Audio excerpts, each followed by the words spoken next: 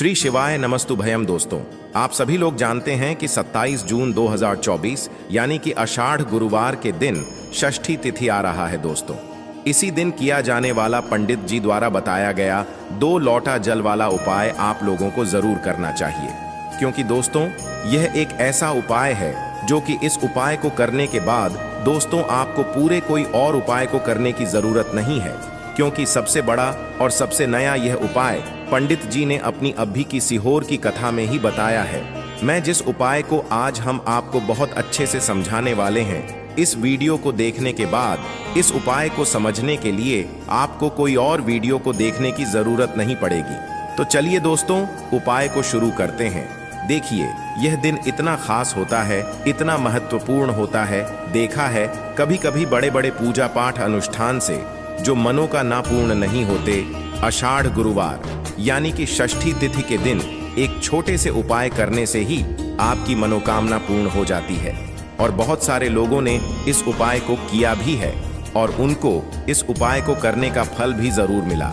अगर आप लोग भी इस उपाय को आषाढ़ गुरुवार यानी कि षष्ठी तिथि के दिन करना चाहते हैं, तो आप इस उपाय को पहले अच्छे से समझ लेना, सुन लेना, उसके बाद करना, ना आपको इस उपाय का फल जरूर मिलेगा। और इस उपाय को कर लेने से आपके घर में चाहे किसी भी प्रकार की दुख और समस्या क्यों ना चल रही हो, आपको उसका कारण भी नहीं पता है कि भाई यह समस्या किस कारण से चल रही है। उसका कुछ भी कारण हो सकता है, जैसे पितृदोष हो सकता है या किसी भी तरह का मंगल दोष भी हो सकता है, और भी बहुत तरह के दोष होते हैं, कुछ भी हो सकता है। पर आपको इस उपाय को करने के लिए अपने दोष को पता लगा की भी जरूरत नहीं है। आषाढ़ गुरुवार यानी कि षष्ठी तिथि के दिन इस 2 लोटा जल वाला उपाय को आप लोगों को कर लेना है। यह एक ऐसा उपाय है जिस उपाय को अगर किसी विशेष दिन पर किया जाए तो भाई उस विशेष दिन का जो है वह तो हमें मिलता ही मिलता है।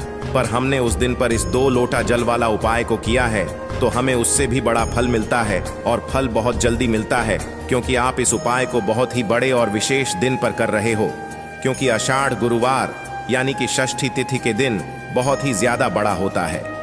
इसीलिए दोस्तों, आज की इस वीडियो में हम आप लोगों को 2 लोटा जल वाला उपाय समझाएंगे, जिस उपाय को करने से अगर आपकी किसी भी प्रकार की मनोकामना है, किसी भी प्रकार की दहक और परेशानी है, सबसे ज्यादा समस्याएं आपके जीवन में ही हैं। अगर आपको धन प्राप्ति नहीं हो पा रहा है, रुपए पैसे की आपके घर में लगातार दिक्कत परेशानियां चलती चली आ रही हैं, आपका व्यापार, आपकी नौकरी अगर अच्छे ऐसे नहीं चल रहे हैं, जिसकी वजह से घर में लगातार आर्थिक समस्याएं बनी रहती हैं, घर का कोई ना कोई सदस्य अगर बीमार रहता है, आपस में एक दूसरे से लड़ाई झगड़ा होता रहता है, किसी की अगर बनती नहीं है, तो पूज्य गुरुजी ने कहा है कि जब आपके जीवन में ऐसी परिस्थितियां आ जाएं कि आप एक एक रुपए खर्च करने से पहले कई कई बार सोचने लगे हो, आपको धन प्राप्ति अगर नहीं हो पा रहा हो, तो आपको सिर्फ और सिर्फ 2 लोटा जल वाला उपाय से शिवलिंग के सामने एक ऐसा विशेष उपाय करना है जो आपकी इन सारी समस्याओं को सिर्फ 21 दिन के अंदर ही समाप्त कर देगा। तो देखिए, सीधी सी बात है, आपको उपाय में बहुत सारी चीजें समझ आ गई होंगी कि 2 लोटा जल वाला उपाय है, तो सीधी सी बात है, इस उपाय में हमें 2 लोटा जल की आवश्यकता तो पड़ेगी ही पड़ेगी। पर यह वाला उपाय करेगा कौन?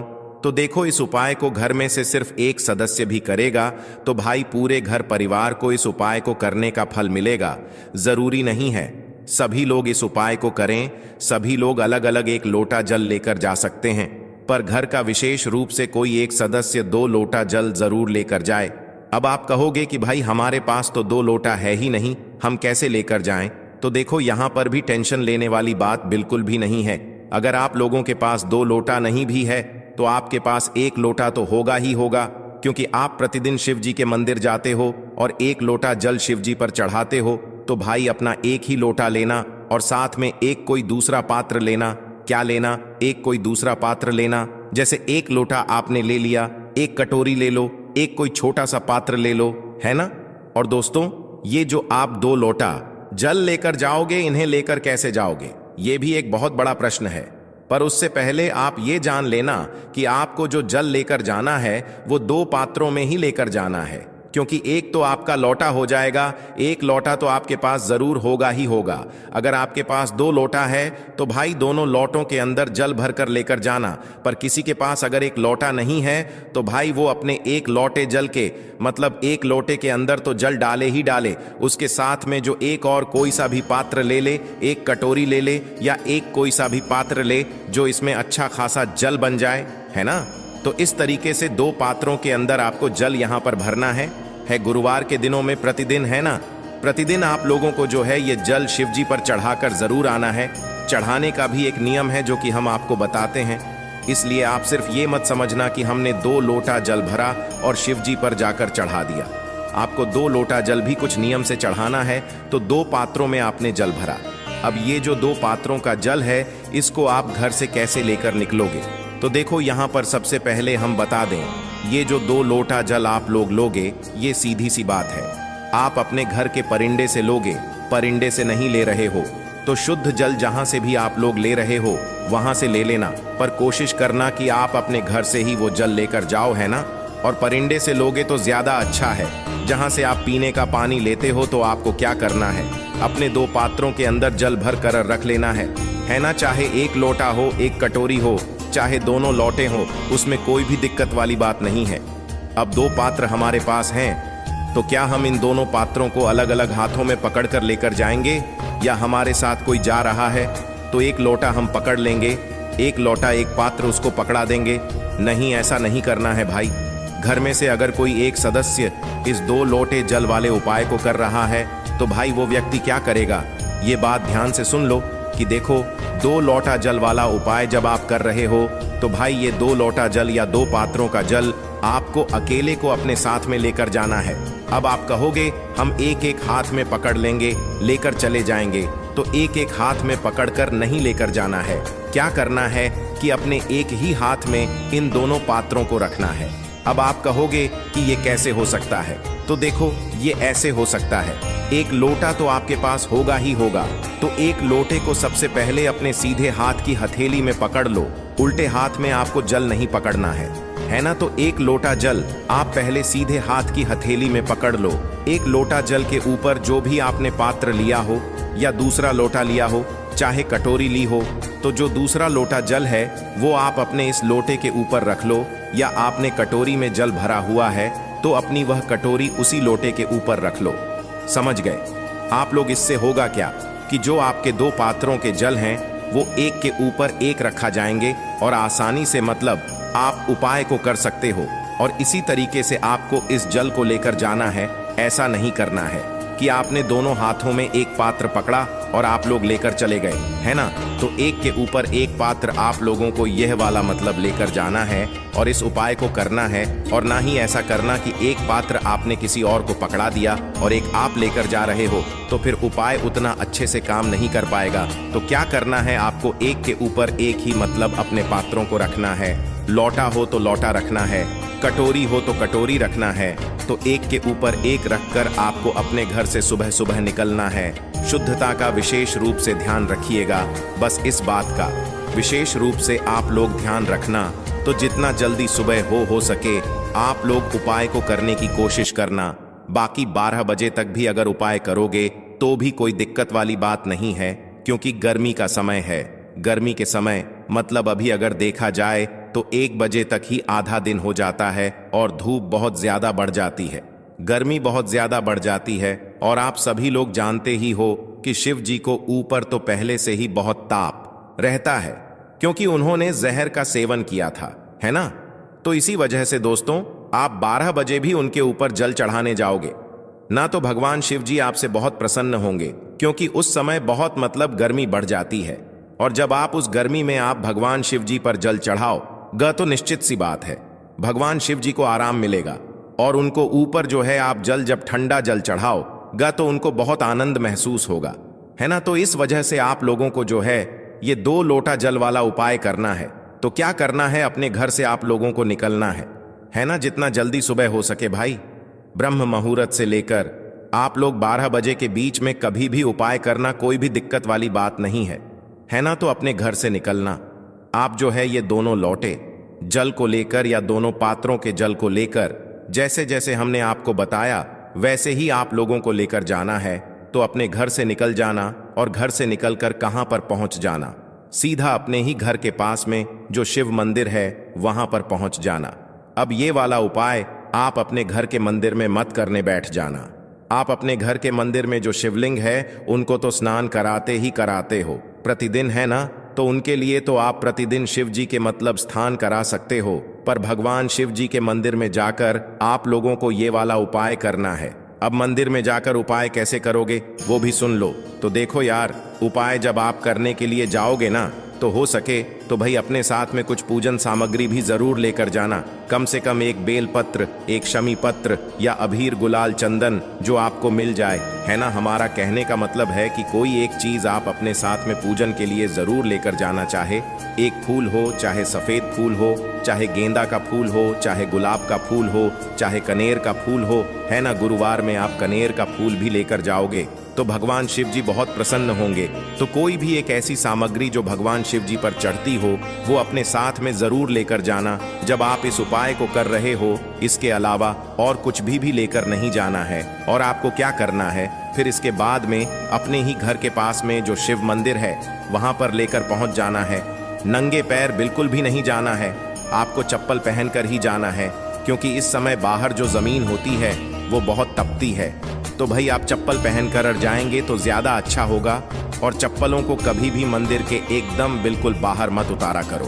मंदिर के जो साइड में जगह होती है ना, वहां पर उतारा करो। और मंदिर का जो एक द्वार होता है उस द्वार के अंदर चप्पल पहनकर मत जाया करो, है ना? पंडित जी ने इस बात को भी कई कथाओं में बताया। हमें पता नहीं है कि आपने सुना है या नहीं सुना है, पर हम आपको ये बात बता रहे हैं, है ना? तो मंदिर प्रांगण के अंदर आप अपनी चप्पल लेकर मत जाया करो। भले ही अंदर मतलब चप्पल रखने का स्थान बनाए, पर जो नियम कहता है वो यही कहता है कि मंदिर प्रांगण के अंदर चप्पल पहनकर नहीं जानी चाहिए। और ना भगवान हमें सामने से दिख जाते हैं, क्योंकि जिस भी मंदिर में आप जाओगे आपको सामने भगवान दिख जाएंगे, तो उनके सामने भी कभी चप्पल नहीं उतारना चाहिए। तो आप भाई मंदिर के पास में कहीं साइड में जगह देखो, मतलब भगवान के सामने ना रहकर साइड में कहीं भी आप चप्पल उतार कर फिर मंदिर के अंदर प्रवेश कर जाओ। और चप्पल ऐसे ही जगह उतारना जहां आपकी चप्पल को कोई उला के ना उला। कहने का मतलब है कि कोई ऊपर से ना निकले, कोई आपकी चप्पल को इधर उधर ना करे, वरना ये अच्छा नहीं माना जाता है। तो आपको क्या करना है, सीधा भगवान के मंदिर के अंदर प्रवेश कर जाना है और शिव जी के मंदिर में पहुंच जाना है। शिव जी के मंदिर में पहुंचने के बाद शिवलिंग के पास में आप लोगों को आना है। भगवान के सबसे पहले दर्शन करना है, उनको कुछ 30 सेकंड तक निहारना है। और निहारने के बाद आपको फिर अपना ये 2 लोटा जल वाला उपाय शुरू कर देना है। अब 2 लोटा जल वाला उपाय आप कैसे करोगे, यह भी एक बहुत बहुत बड़ा प्रश्न है। क्या हमें एक एक लोटा जल करके चढ़ाना है, एक एक पात्र से हमें शिव जी पर जल चढ़ाना है? नहीं, ऐसे जल नहीं चढ़ाना है। आपको क्या करना है, आपके पास 2 पात्र हैं, चाहे आपने एक कटोरी ली हो, चाहे आपने एक लोटा लिया हो, चाहे आपने दोनों ही लोटे लिए हो, कोई भी दिक्कत वाली बात नहीं है। तो करना क्या है, आपने जो सीधे हाथ के हथेली में सबसे नीचे जो पहला लोटा रखा हुआ है, जो भी पात्र रखा हुआ है, उस पात्र को तो आप सीधे हाथ के हथेली में रखे रहने देना, उसको बदलने की जरूरत नहीं है। पर जो आपने उस लोटे के ऊपर जो भी एक दूसरा पात्र रखा हुआ है, जिसके अंदर आप जल भर करर लेकर आए हुए हो, उस पात्र को आप लोग अपने उल्टे हाथ की हथेली में पकड़ लो। क्या कर लो, उल्टे हाथ की हथेली में उसको पकड़ लो, है ना? उल्टे हाथ की हथेली में पकड़ने के बाद क्या करना है, अब आपके दोनों हाथों में एक एक मतलब पात्र आ जाएगा जल का, जो आप अपने घर से लेकर आए हुए हो। तो करना क्या है दोस्तों, आपको अपने इन दोनों हाथों से शिव जी की शिवलिंग के ऊपर जल चढ़ाना है। कैसे चढ़ाओ, पहले तो अपने दोनों हाथों को शिव जी की शिवलिंग के ऊपर कर लो, मतलब आमने सामने करना है। ऐसा ना हो कि एक ही साइड से आप दोनों हाथ कर लो। तो दोनों मतलब जो आपके हाथ हैं, एक इस साइड होगा तो एक उसके सामने वाली दिशा में हो जाएगा। मतलब आपके दोनों हाथ के जो लोटे हैं या जो दोनों जो पात्र है वह एक दूसरे के आमने सामने होना चाहिए। शिव जी की शिवलिंग के ऊपर, है ना?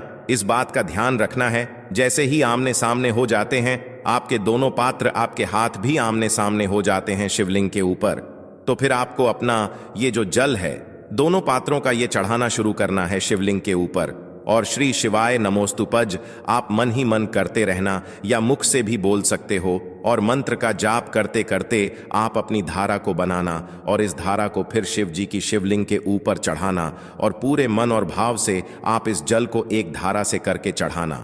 जल्दबाजी बिल्कुल मत करना। धारा बनाकर जब आप शिवलिंग पर जल चढ़ाते हो तो आपको ज्यादा फल मिलता है, तो धारा बनाकर शिव जी पर जल चढ़ाना। जैसे ही आप लोगों की ये धारा बनाकर पूरा आप शिव जी की शिवलिंग पर इन दोनों पात्रों का जल चढ़ा देते हो, एक साथ चढ़ाना है और एक साथ ही आपको चढ़ाना बंद करना है। इस बात का भी आप लोगों को ध्यान, तो आपको ऐसा नहीं करना है। पहले आपने एक पात्र का जल चढ़ा दिया, फिर दूसरा चढ़ा दिया, दोनों ही पात्रों के जल एक साथ ही चढ़।